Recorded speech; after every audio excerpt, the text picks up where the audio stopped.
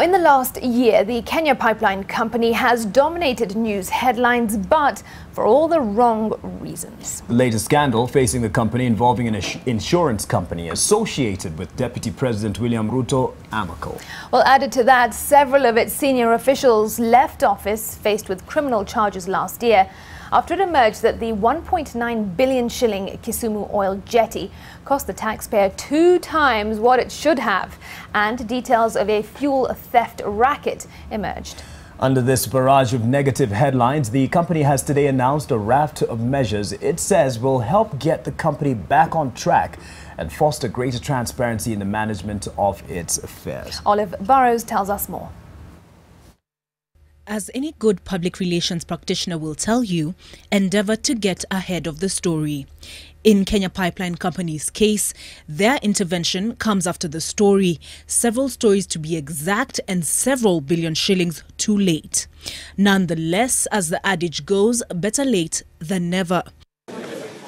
Bombarded with scandal after scandal after scandal, the Kenya Pipeline Company has announced a raft of measures it says will turn the tide on the negative publicity. These include an internal audit on the company's systems, processes, procedures and controls.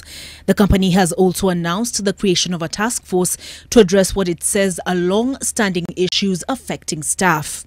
The task force, the company's acting managing director Hudson Andambi says, has until the 28th of March to submit its report to the management.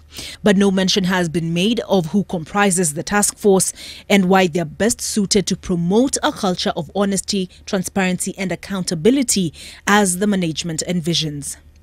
The company has also announced that it closed as of 2 weeks ago the insurance cover lapses highlighted in the media.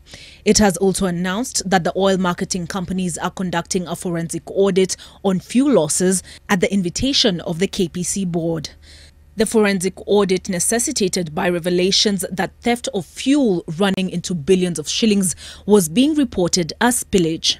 While the insurance lapses in question involve the irregular awarding of the Africa Merchant Insurance Company AMACO of a contract to provide cover for KPC's large capital assets, including the Kisumu Oil Jetty, tanks and the Mombasa-Nairobi pipeline against terrorism, sabotage, political violence, industrial risks and commercial and general liability. The authorities are also probing the awarding of a public liability policy tender to AIG Limited, contrary to the recommendations of the tender committee. Wrongdoing the new management has heaped on the doorstep of the Joe Sang administration, essentially communicating that the change of guard will herald a new dawn.